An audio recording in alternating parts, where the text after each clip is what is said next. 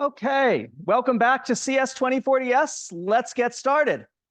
So we're talking again about binary search today and how to search. Last time we began to explore binary search, we went through how the algorithm works. We went through how to think about it. How do we want to use this as a general tool for optimization?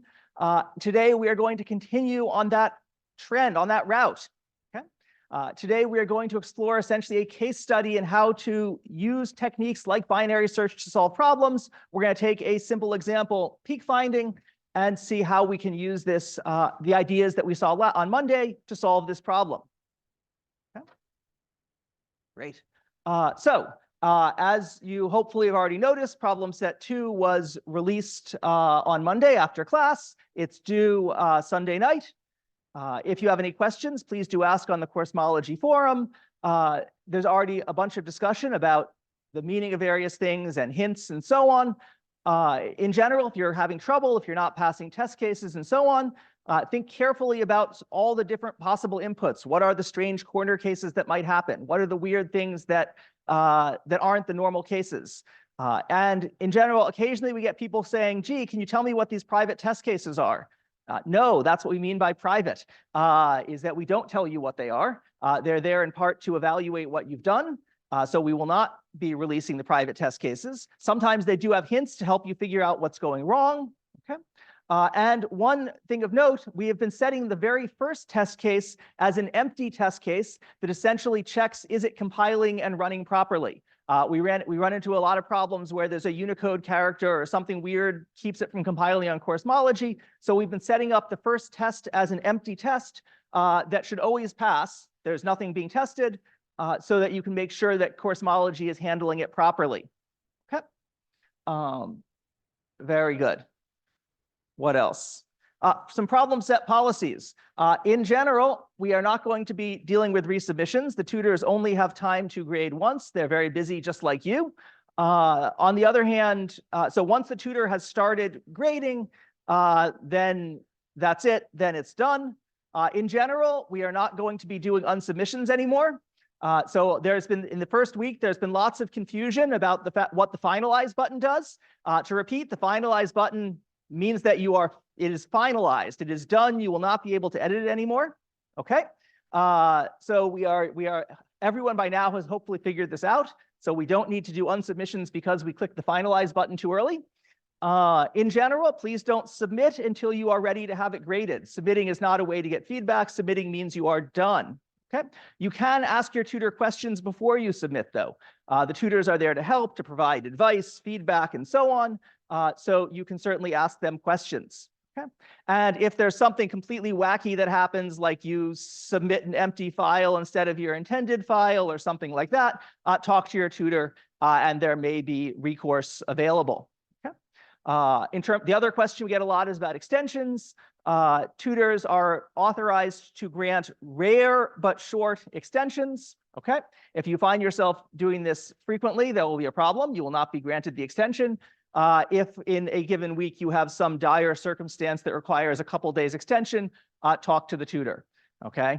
Talk to your tutor. A good excuse is not, oh, I'm so busy, I don't have time. A good excuse is, I don't know, something significant came up that prevented me from finishing this.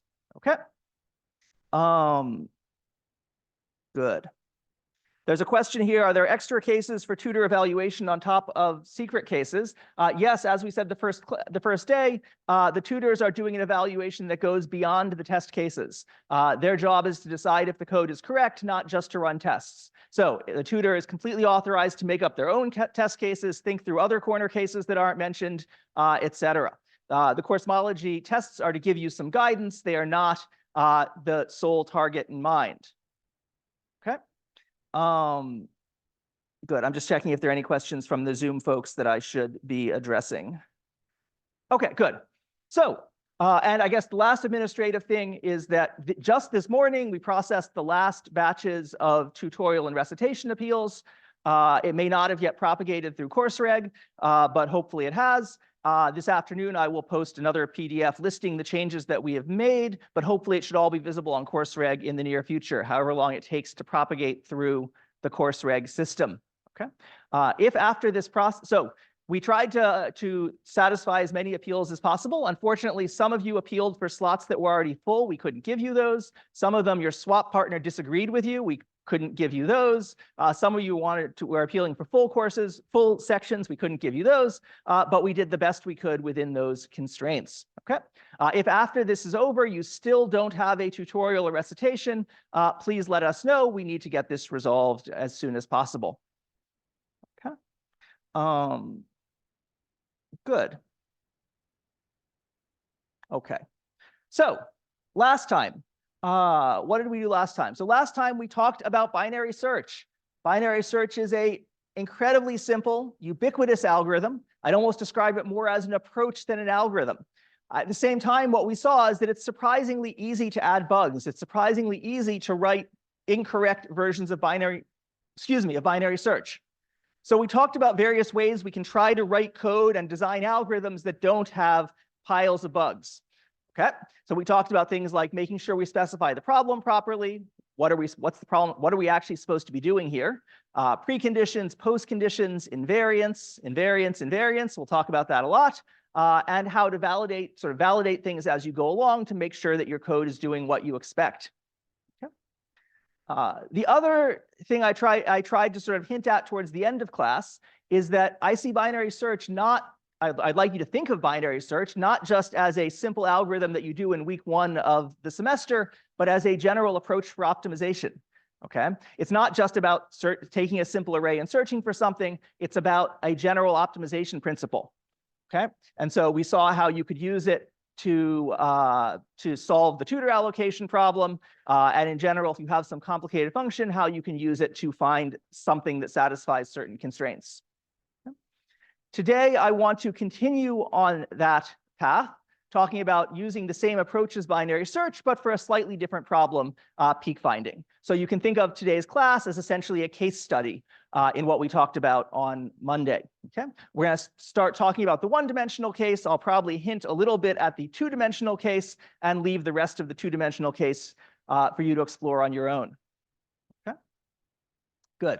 So peak finding, what's the problem that we're talking about today? Imagine you have some function, f of x. Okay. And who knows, this is not a simple monotonic function like before. It goes up, it goes down, who knows? Our goal is to try to find some sort of peak, some sort of maxima. Okay. So we could be trying to find a global maximum. That's great. If we can find a global maximum, then we've optimized as well as we can. We're happy. But maybe we're also happy if we can find a local maxima.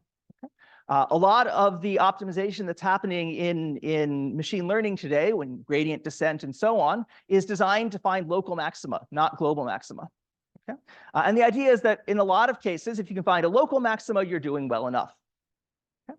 So that's what we're talking about with peak finding. We're going to find a local maxima.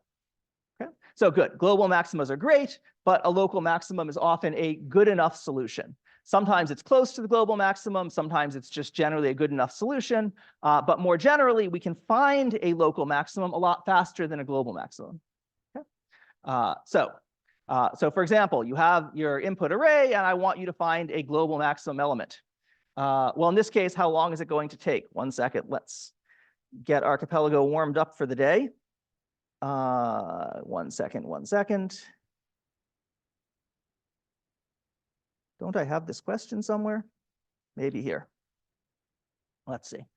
So you can ponder for a sec and think to yourself, imagine I'm given some arbitrary array and I want to find a maximum element in that array. What's the fastest possible I could do? If I'm super clever, I designed the most amazing algorithm I can think of, how fast can I find the maximum element in A?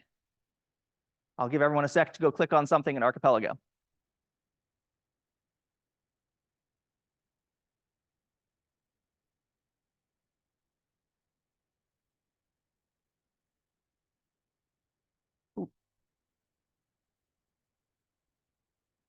Okay, good. So if you pause and think about this for a sec, you'll realize there is really absolutely nothing you can do faster than linear time, right? If you have an unsorted array, I want to find an element in it. I have no idea where it is.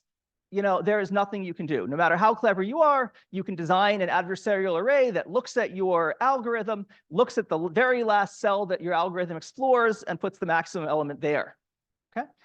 Now, that's of course a deterministic argument. For a randomized argument, you have to be a little bit more careful. But even with a randomized algorithm, linear time is the best you can possibly do. Okay, great. On the other hand, finding a local maxima, which we're going to call peak finding, this we're going to see we can do faster than linear time. Okay, good. So what do I mean by a local maximum? Let's define what we want precisely. Remember, we want to specify our goals as carefully as we can before we get started. So a local maximum here means I want to find some element where AI minus 1 is less than AI, and AI plus 1 is also less than or equal to AI. So AI is greater than or equal to both of its neighbors, both its left and its right neighbors. So for example, 23 here, it's a nice peak. It's bigger than 4 and 6. 9 is a nice peak. It's bigger than 4 and 2. We're also going to see 21 here on the right side as a peak. Well, why is that? 21 is larger than 17. It's larger than its right neighbor, which is nothing. And so it is also a peak. Okay, good. So in general, one way of capturing this idea that we're not going to worry about the boundaries here is you can imagine assuming that we have some negative maxint value for outside our array. But we don't really want to access these things outside the array, then our program will crash. So this is more for conceptual purposes here. Okay, good. Someone in the chat is commenting, by the way, that I don't have all the peaks labeled here. I've labeled some peaks, but you can find at least one more that is not labeled. Okay. Good. So let's start out with the simplest possible algorithm we can. I start from A1. I'm going to examine every element, and I'm going to stop when I find a peak. Easy enough, right? So I march across, I march across, I march across. Aha, I found the first element here that was a peak. It is 9. I am happy. Okay, great. This is a nice linear time algorithm. In the worst case, it'll take n time to finish. We want to do better. The first simple improvement is to start in the middle. Now the worst case algorithm is going to take time at most n over 2. I go one way or another, and hopefully I will find a peak. Well, how? Which way should I go? Which way should I explore to find a peak? Well, 6 is bigger than 5. Okay, so I can't be sure there's going to be peaks on the left, but 9 is bigger than 6, so I'm pretty sure I'm going to find a peak on the right side. So if I start in the middle and iterate to the right, I'll find a peak in the worst case n over 2 time. Good, good enough. Okay. Now we might say, okay, let's do even better. We're now iterating towards binary search here. I want to start in the middle. I want to say, gee, I'm starting at 6. I'm going to try to decide which way has a peak. 5 is less than 6. 23 is bigger than 6. So which way do I want to go? I've already said that I want to go to the right. So let's reduce this problem. Let's kill off everything on the left and recurse on the right side. So good, we kill off this left side of the array, and we're going to recursively run our peak finding algorithm on the right half of the array. This should look familiar after Monday's class. Okay, again, start in the middle, look at 6, compare the two sides. 8 is bigger than 6. We're going to recurse on the right side again. Okay, again, look on the right side, take the middle point, and hey, we found a peak. Okay. Now, when we were talking about binary search, this made perfect sense. The array was sorted, so it was sort of obvious that this was a correct and safe thing to do to reduce the problem and recurse on the other half. So we want to pause and think for a sec. Are we sure this is the right strategy here, even though the array is not sorted? Okay, good. Okay, so here's the algorithm sort of written down in pseudocode format. We have some input A of size n, which we're going to see as an array from 0 to n minus 1.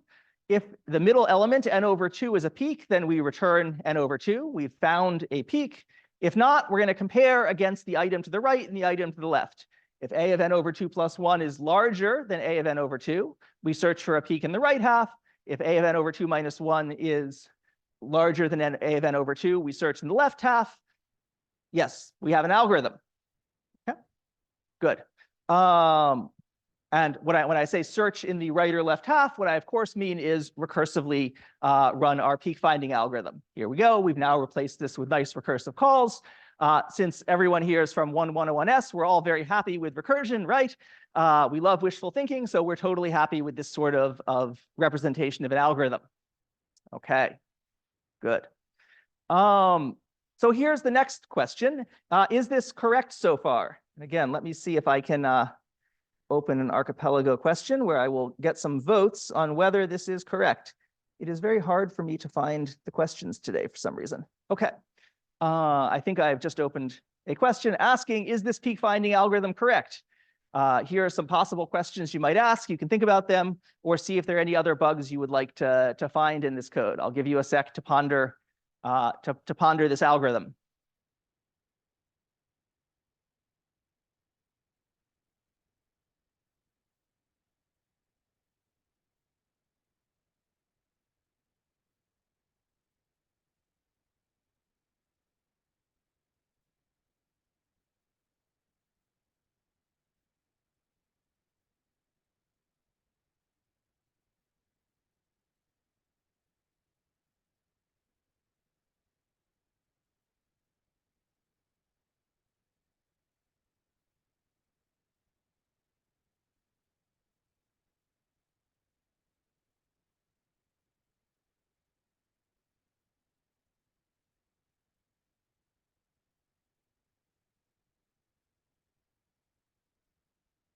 Okay, so let's go on here. Hopefully everyone's had a chance to think through this a bit. In this case, I claim this is correct, in fact. So let's think through these questions and see why. So first of all, there's some comments that I see on Archipelago about the formatting, about break statements, and so on. Yes, that's fine. If you write this in a real programming language, please get the syntax right for your programming language. Fine. Let's think through the algorithmic questions here. Let's think through, for example, this greater than versus greater than or equal to question. This is a sort of something you have to be careful about. Your intuition might say that we want this to be greater than or equal to, but in this case, we actually want this to be strictly greater than. Okay. So why do I want this to be strictly greater than? I want to make sure that I'm recursing on a side that actually has a larger element. I don't want to just recurse on a side that has an equivalent element. That might get me stuck. I want to make sure I'm recursing on a side that is going strictly uphill. We're going to come back to this in a second for why this is important. Okay, but keep that in mind as we go on to talk about why this works. Okay, so we want to be going strictly uphill, not just sort of finding a flat and equal element. Okay, the other issue, of course, is what about the else condition? What about if it's not neither of these greater conditions holds? So it's not the case that the item to my right is bigger. It's not the case that the item to my left is bigger. Well, then I claim you must have found a peak, right? Why is that? Well, one reason is, I mean, certainly if both my neighbors are smaller than me, I found a peak. But in fact, if both my neighbors are equal to me, I've also found a peak, a local maxima. You may recall, and this is where the definitions are important, a peak is something that is greater than or equal to both of its neighbors. Okay. And again, we're going to come back to that in a little bit as well. Okay. But if both your neighbors are the same as you, then you are a peak and you're happy. Okay. We're a very egalitarian society here. Don't know. Okay. Good. So here we go. I guess I just rewrote this, putting the else condition at the end. Else, if neither of these greater conditions are true, you found a peak and you're done. So I just moved the if it's a peak from the beginning to the end. Okay, good. Okay, so let's think about why this actually works. And as we're going to see often in this class, when I explain why an algorithm works, I look for an invariant. I look for a key property that's always going to be true throughout the execution. Okay, so what's the key most important property here? Well, it's that if I recurse on one of the halves, for example, if I recurse on the right half, then there must exist a peak in the right half. Okay? If I recurse on the right half and the only peak in the array is in the left half, I'm going to be in trouble. Then I will not find what I'm looking for. Okay? Good. One question that you might have at this point, by the way, is what if there is no peak at all in the array? I'll leave that for you to ponder for a sec. We'll come back to that in a sec if that's a confusing issue. But for now, the guarantee I want is that if I recurse on the right half, then there's a peak to find in the right half. Okay. Good. So why is this true? Well, let's think about why this is true. Let's think about why this invariant is always going to hold. I want to show you that if we recurse in the right half, there must exist a peak in the right half. So let's assume, for the sake of contradiction, there's no peak in the right half. Alas, we searched the right half, there was nothing there. We should have gone left, but we went right. We made the wrong decision. Okay. Well, why did we go to the right? We went to the right because the middle element was less than the middle plus 1 element. That's why we recursed on the right, because we looked at our right neighbor and said, hey, right neighbor, you're bigger than me, so I'm going to recurse on the right half. Okay, good. Well, on the other hand, there are no peaks in the right half. So what we know is that the middle plus 1 element must be less than the middle plus 2 element. Otherwise, it would be a peak. Let's keep going. The middle plus 2 element must be less than the middle plus 3 element. Otherwise, it would be a peak. And so on, all the way until we get to the end, where we discover that the last element in the array, oops, I've switched my arrays to be n-indexed on this slide. Sorry for the typo. We've discovered the last element in the array must be the largest element. If the last element in the array is the largest element, it is by definition a peak, and we have found a peak. Okay. Good. Let's see this sort of graphically. Here's the same thing here's the same induction argument, but now a picture. Okay. Assume we have no peak in the right half. What that means is that 23 must be bigger than 6. Okay. Well, because of that, 23 must be less than the next element, let's say 24. This must be less than the next element, which is 25. At any point, if it stops increasing, then we found a peak. Because there's no peak by assumption, we keep increasing, increasing, increasing till we get to the end. This last element now is going to be a peak. Okay, contradiction. Okay. You should now, by the way, be able to answer the question of whether you can have an array with no peaks in it at all. Okay. I've hopefully just convinced you that, in fact, there is always going to be a peak in the array. If we recurse on the right, we're going to find a peak on the right. The same argument symmetrically shows if you recurse on the left, you're going to find a peak on the left. And if you don't recurse at all, that's because you found a peak. So in each of the 3 possible cases, we're going to find a peak. There's always a peak in every array. Every array has a local maximum. You could also figure that out by definition, but we've actually just proved it constructively. Okay. Good. Good. So this is this key property. If we recurse, we always find a peak. We've now proved a critical invariant of our algorithm. That's good. Okay. And in general, if you want to prove this more formally, you can write this down as an inductive hypothesis and so on, and actually use all those great 1231S tools that you've learned in order to prove via induction this is true. Okay. Wonderful. Yeah, this would be an induction hypothesis, and we have a base case here, and so on. Good. Great. Oop. I guess I wrote out more details of this. Fine. Okay, so this is one key invariant. One key invariant is if we recurse on one of the 2 sides, we're going to find a peak. This is similar to another way of saying that, essentially, is that there must exist a peak between begin and end in our array. Right? I have some begin, I have some end. If, like in binary search, we're moving begin and end inwards via recursion, via iterative versions, who knows? But either way, we are moving begin and end in, and we're saying there always is a peak somewhere in our array. The next question then is that sufficient for showing that our algorithm is correct? If we show this, have we already effectively proven that everything is good, that we've designed a good and correct algorithm? Okay, I guess I add that as a question. Let's not do this in archipelago, but pause and think for a sec whether this is good enough. It seems almost good enough, but I'm going to tell you that there's a very subtle reason this is not sufficient. We are not done yet if I want to convince you this algorithm works. Okay? And here is the problem. Here's the issue from a sort of, again, technical perspective. Let's imagine that I just give you this array, this sub piece of the array. You have recursively reduced the problem to this sub problem. Okay, and now this sub problem here, I'm saying, great, I promise you there's a peak in this range. Okay. And so you go, okay, I'm going to run my algorithm recursively on this subarray. I'm going to find a peak. It's going to be this last element here, 15. This is fine. My algorithm's correct, right? Let me show you the rest of the array. Here's the rest of the array. The rest of the array over here had an 18 next to it. 15 wasn't actually a peak. Your recursive algorithm is going to fail.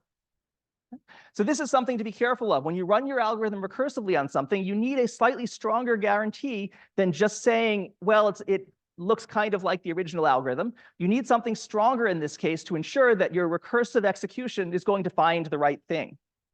Okay, good. So we need something that says if the recursive call finds a peak, it's really, really a good peak that it finds. Every peak the recursive instance finds is actually a real peak in the whole array. Okay, good. So here I claim are the two sort of correctness conditions that you want, or the two invariants that we need if we want to show our algorithm's correct. First, there exists a peak between begin and end. Good. Second, every peak in that range is actually a peak in the array. Okay. If this is true, we're certainly fine, right? If we can prove these two things, we're golden here, right? There exists a peak, so we keep shrinking begin and end until we find one. Good.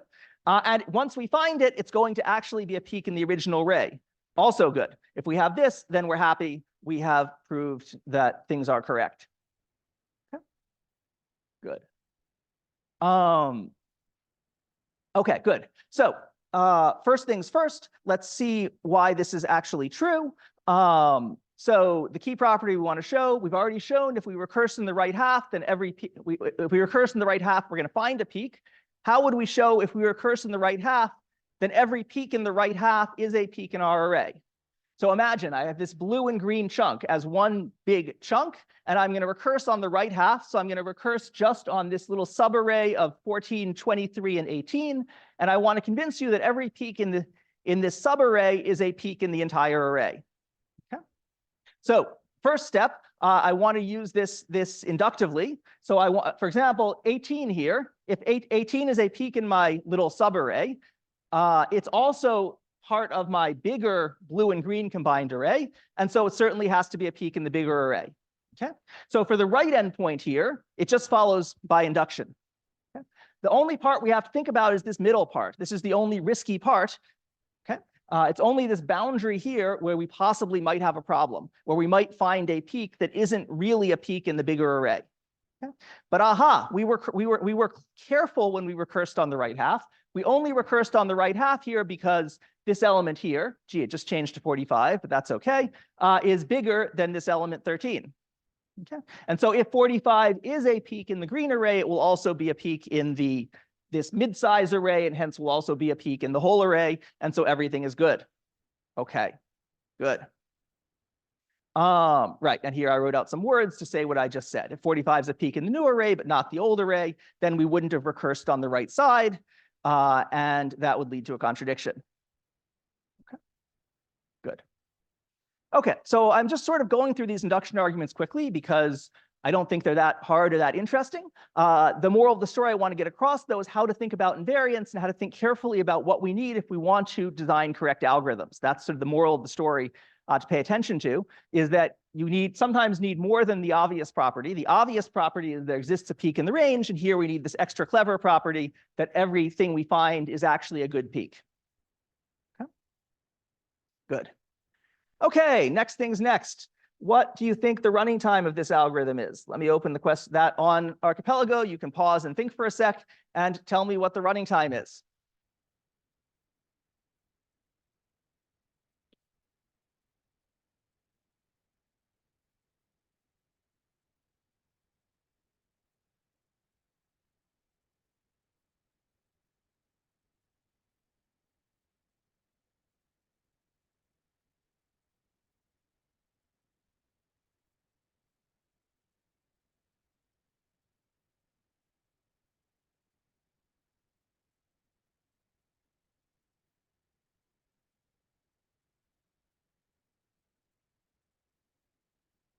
Okay, good. So let's go on here. Let's think about the running time for a sec.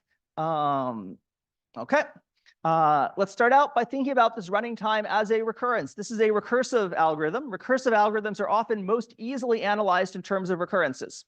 Okay. So for example, the time to find our peak, let's call that t of n. How long is that going to take? It's going to take some theta1 time to do the comparison. We'll do some constant number of comparisons to our neighbor, compare to left neighbor, compare to right neighbor. I've done three 3 operations, something like that. And fine. And then I either am done, cool, I'm done, or I'm not done, in which case I run a recursive instance of this that's size n over 2. Okay, so you can write down the running time as a recurrence like this. We can now go through and happily solve this recurrence. This is luckily a nice and easy recurrence to solve. You can imagine just unrolling it, and if you unroll it far enough, you'll end up with theta 1 plus theta 1 plus theta 1 all the way out to log n. What do I mean by unrolling the recurrence? Let me be a little more careful about that. Imagine that we have some rule like this: t of x is equal to t of x over 2 plus some constant. Here it is as this. To unroll it, I want to take one of the elements, maybe this one here, t of n over 2, and I want to expand it out. I'm going to apply the rule. If I apply the rule to t of n over 2, I get t of n over 4 plus theta 1. Great. Hey, look, I have another t term I can apply my rule to. Let's apply the same rule over here to t of n over 4. Well, that will give me a t of n over 8 plus theta 1. Hey, let's keep going. I can apply the same rule to t of n over 8. I'll get t of n over 16 and t of n over 32 until all the way I get down to something like t of 1 at the bottom. Okay. At this point, the mathematically inclined among you will complain that I never gave you a base case. So of course, you need a base case for your occurrence. Tell me what happens once we get down to arrays of size 1. Luckily, finding a peak in an array of size 1 is pretty fast. And so happily, once we get to an array of size 1, we're done in theta 1 time. And so we have a whole bunch of 1 plus 1 plus 1 plus 1s added up. All we need to do is remember how many of these 1s we're adding up. Well, at every stage, we are halving n at each stage from n over 2, n over 4, n over 8, all the way down till we get to 1. How many times can we half n before we get down to 1? Log n times. Here, I wrote it on the slide. Right, the number of times you can divide n by 2 until you reach 1. This is the definition of log base 2, that is. And so, great, we know that once we repeat this log n times, we are done. So the algorithm will finish in theta 1 plus theta 1 plus theta 1 log n times, which is order log n. Okay. And again, I'll remind you, I am almost always going to mean log base 2 when I talk about logs, especially if I'm talking about big O notation. I am not going to be worried or concerned about the base of the logarithm. The base of the logarithm ends up being a constant that gets hidden by the big O anyways. Okay, good.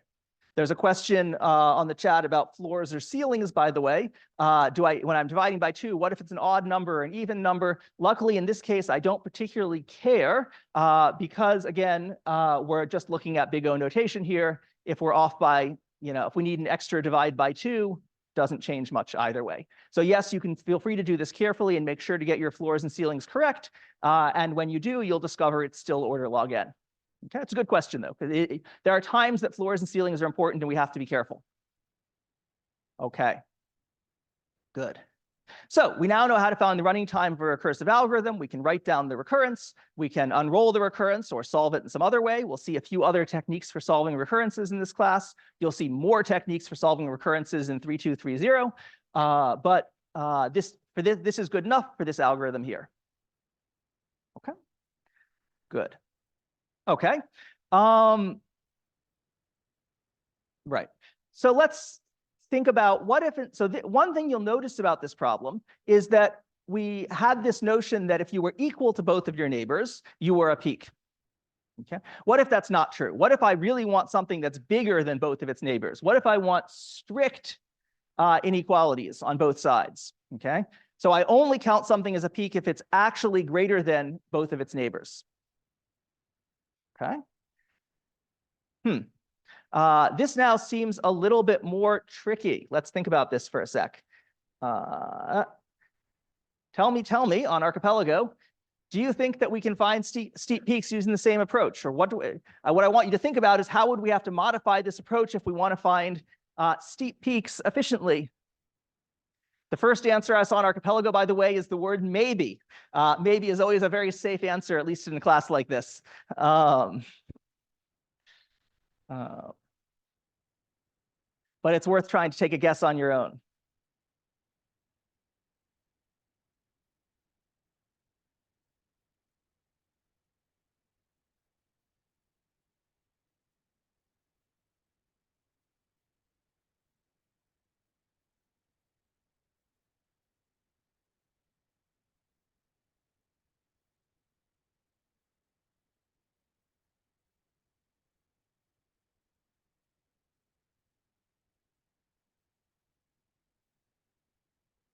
Okay, so we've thought about this for a sec. Here's what I'll tell you.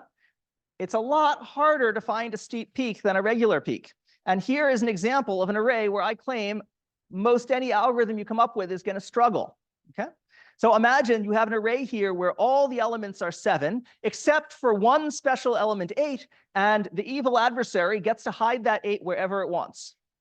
Okay, and that's the only actual peak here, right? Everything else here is not a peak. Everything else here is equal to its neighbors. The only peak there is in this array that's worth finding is this element 8.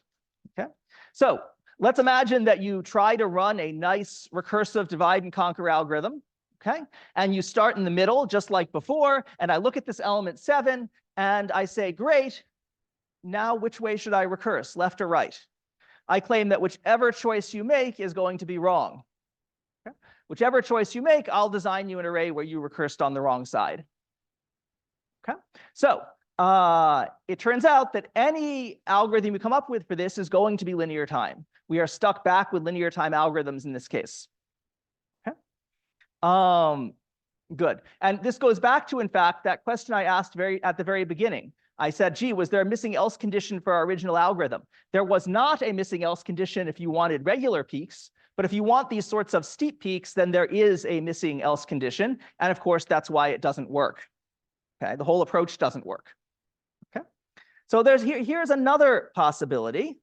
Another possibility is, what if I say, great, I'll just recurse on both sides, right? I don't know if the 7 is the peak is on the left or right, so let's just recurse on both sides. If my left element's bigger, recurse left. If the right element's bigger, recurse right. And if my neighbors are the same, then I do a double recursion, one on my left side and one on my right side. What do you think about that? Again, there's a question on Archipelago. Pause and think for a sec, whether you like that algorithm, dislike that algorithm, what we think is going to happen.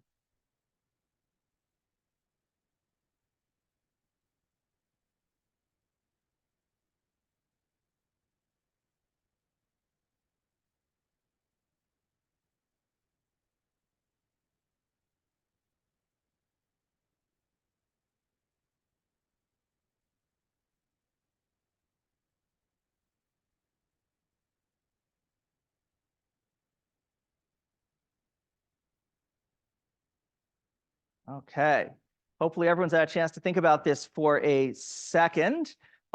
Here's the thing: if you write the code correctly, I think it will actually find the peak properly. There are bugs you can add, but if you do it properly, if you recurse on both sides, you should actually find the peak. That's great.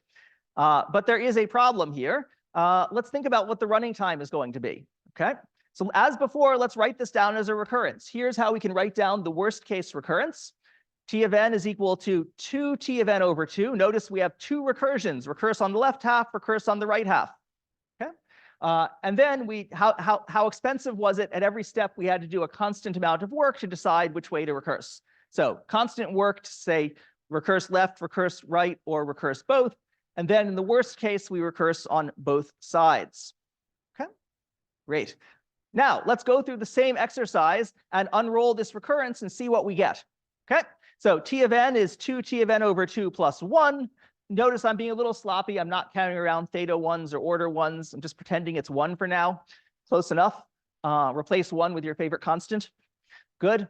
Let's start unrolling this. I can replace t of n over 2 with 2t of n over 4 plus 1, right? I just applied this rule to that t of n over 2, and that's what I got.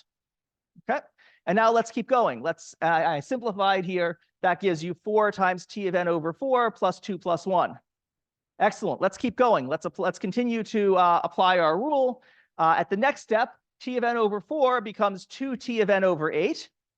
Okay.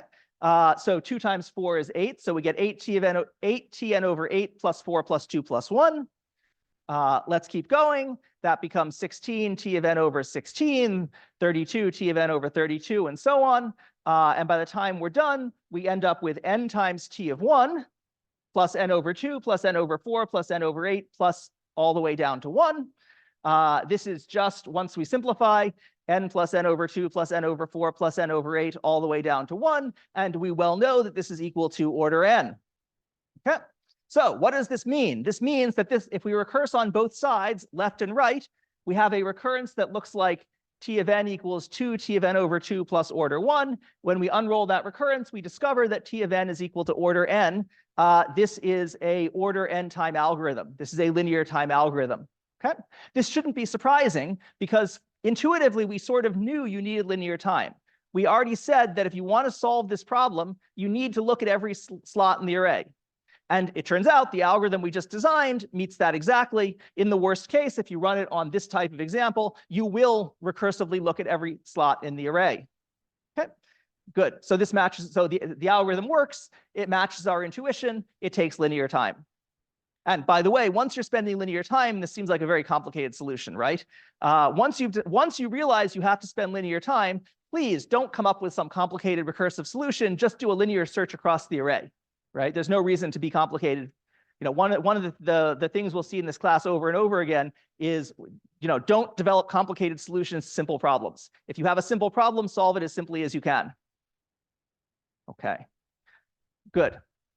So we've seen peak finding. We've seen that this is very similar to binary search. It has a running time order log n. We've seen how to use invariance to make sure we actually design the algorithm correctly. In the remaining 5 minutes of class, we will go on to the second dimension. I know everyone's very excited by 2 dimensions. So let's see what happens if we try to generalize this problem to 2 dimensions. Okay? So now, instead of trying to find a peak in a one-dimensional function or an array, we want to find a peak in a 2-dimensional array.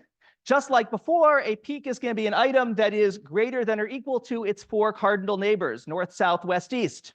Okay, good. So let us start out with a first simple algorithm. Our simple algorithm says, let's find a global maximum for each column. So column 1, the max is 7. Column 2, the max is 9, and so on. I just scan each column vertically until I find the maximum element. And now I find a peak in my array of max elements. Okay, I can use my 1D algorithm. Another thing we'll see often in this class, if we can reduce a new problem to one we've already solved, that's great. Take advantage of the work we've already done. Let's not start from scratch. Let's use our 1D peak finding algorithm. Okay, good. So I'm not going to do archipelago for this because we have 5 minutes left, but you should pause and think for a sec. Is this going to be correct? If you think about that for a few seconds, you'll realize that each of these is the largest element here. So they are all in vertically. If it's a peak left-right, it means that it's at least as large as both of its neighbors. So 9 is going to be at least as large as the largest element in the first column, and at least as large as the largest element in the third column.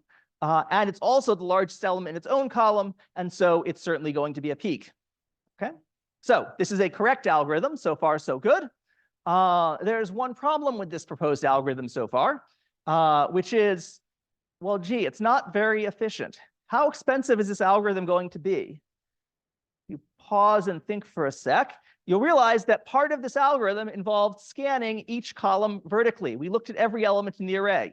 Okay, we had to look at every element in the first column, every element in the second column, every element in the third column. If this is an m by n array, the running time is going to be something like order m times n. Drat, we haven't made any good progress here. Okay, okay, good. So let's modify this algorithm a little bit. Again, I'm skipping all the archipelago questions here. Sorry. Let's look at this a simple modification. Let's say instead of finding a global maximum in every column, I just find a local peak for each column. I again use the one-dimensional peak finding algorithm we already had to find a peak in each column, take that and use that, and then find a peak horizontally. This is a natural next thing to try. It's the first thing I tried when I saw this problem, but alas, it turns out that isn't going to work. Okay, and this array here, if I got it right, is a counter example to that.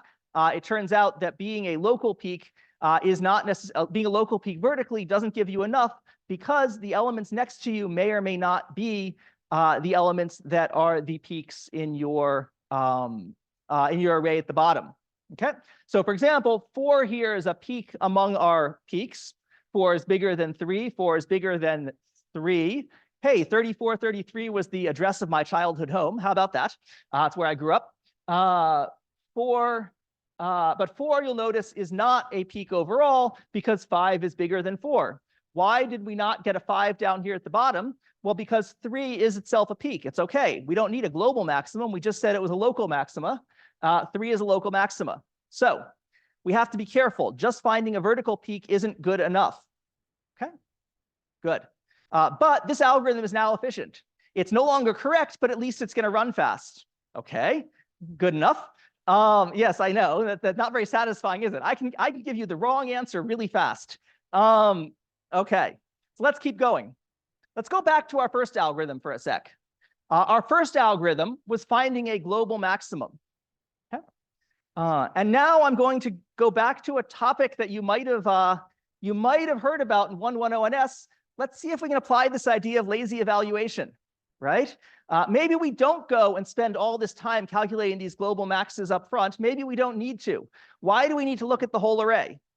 Okay, so instead of starting out by finding a global maximum, I'm going to say, okay, I have down here some question marks which represent the global maxima for each column, but I haven't computed that yet. I'm going to wait to compute that till I need to. Okay, and now I'm going to run my one-dimensional peak finding algorithm. Okay. Okay, good. So I'm going to find a peak by lazy evaluation. Whenever I need to look at one of these question marks, I scan the column and find it. And if I don't need it, I don't need it. Okay, so here's a example of that. We have some big array up here a big matrix up here we can't see. I'm running my 1D peak finding algorithm. I check the middle element. The middle element here is 10. Okay, in order to find this 10, of course, I had to scan the whole vertical column. And I had to scan the column for the item next to me, one bigger, one smaller. So I do 3 scans of the whole column. Okay. And what do I discover? I discover that 12 is bigger than 10. And so I should recurse on the right half. Okay. Great. And so I recurse on the right half. Again, I have to do a global max for 3 columns. And again, I discovered 18, 8, and 14. And so I decide to recurse on, well, I guess the right in this case. 14 is bigger than 8. And so on, until I find something. Okay, so pause for a sec here. How many columns are we going to need to examine? How many times do we need to do this vertical scan to make this work? If we have to scan all the columns, we're back where we started. That was the original algorithm. The claim here is that we don't need to scan all the columns anymore. Okay, and if you think about this for a few more minutes, you're going to discover, I think, that you only need to look at something like 3 log m columns, right? I guess m is the number of columns we have total, right? So we only need to look at 3 log m columns because our peak finding algorithm only explores log m values. So lazy evaluation for the win. Our total running time here is now order n log m. We've made some significant progress over order n times m. Okay. In the last 1 minute that remains in class, then, we will ask, can we do any better? Is this the best we can do? Again, whenever you have an algorithm, ask that. Can we do better? Okay. In this case, let's think about one more possible approach. Okay. Let's see, can we do a more general divide and conquer type approach? Okay. So in this case, imagine that I look at one column here. I examine this whole column, top to bottom. I find the maximum element in it. I look at its 2 neighbors, and then I recurse on the right half or the left half. Okay. I don't have time to go through this in detail, but you'll discover this is going to work just like before. It's going to work for the same reason as our basic peak finding algorithm worked, right? If we had a peak if there's no peak, if we recurse on the right half and there's no peak on the right half, that must mean we can keep going uphill from 9 to 11 to 12 and so on. And we can keep going uphill and keep going uphill. And at some point, we have to cross that middle boundary because we have to find a peak eventually. And as soon as we cross that middle boundary, we have a contradiction because we chose the largest element on the middle boundary. Okay, good.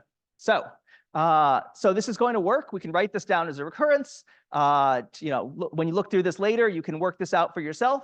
Unroll the recurrence, do a whole bunch of sort of careful calculation, and what you'll discover is that you end up with order n log m. Drat, we haven't done any better than before, have we? This is what we had last time. And if you think about it a little bit, you'll realize this recursive version is very close to the lazy evaluation version. It isn't really different in any significant sense. Okay. Can we do anything more clever recursively then? This dividing it in half vertically, we didn't get any benefit. It's still order n log m, which is good. It's not a bad result, but I still want to see if I can do a little better. Okay. Well, what if we recurse 4 times instead of twice? So instead of just recursing on the left and the right, I'm going to divide my matrix up into 4 parts, 4 quadrants, and I'm going to check. I'm going to find the maximum element on one of these boundaries, and I'm going to recurse on the proper quadrant. Okay. Here is one thing to notice, by the way. Here is a subtlety of this algorithm. You may say, why do we need this boundary? Why is the boundary important? The boundary is important, and that's going to be a puzzle for you to think about later. Okay, but without the boundary, it doesn't work properly. Okay, good. But here we do. We find the max element. The max element is either a peak or it hints at a direction to recurse. We recurse in the direction of something larger than the element on the boundary. Continue doing this. Eventually, we'll find a peak. Okay, good. So exercise for you for later. You can go through this and think about the proof, think about why this works, and think about why this boundary is important for making this work correctly. Okay, and I have some slides here to provide some guidance for that. Okay. Jumping ahead then to the analysis, what do we actually get for the analysis? Now, here's what the recurrence looks like. Notice this is a 2-dimensional recurrence. I have 2 variables, n and m. At every step, I'm recursing on something where n is half the size and m is half the size. I've reduced both dimensions of my matrix by a factor of 2. What was the cost of doing that? I spent order n plus m doing that. I had to examine that whole cross plus boundary sense. Okay, something like, yes, 6n plus m work. Okay, this recurrence is a little bit messier to unroll.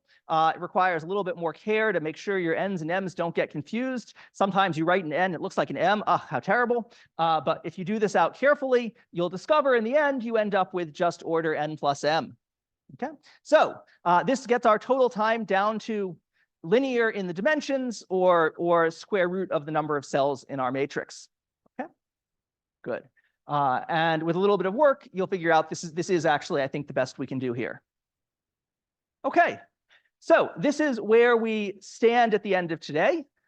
We have seen a nice, simple peak finding problem, an example of the techniques that we learned about from binary search, how to think about invariance and so on. And then we see we can generalize this to 2 dimensions. Everything gets a little bit more trickier. There are a lot more possibilities. The invariants get more complicated.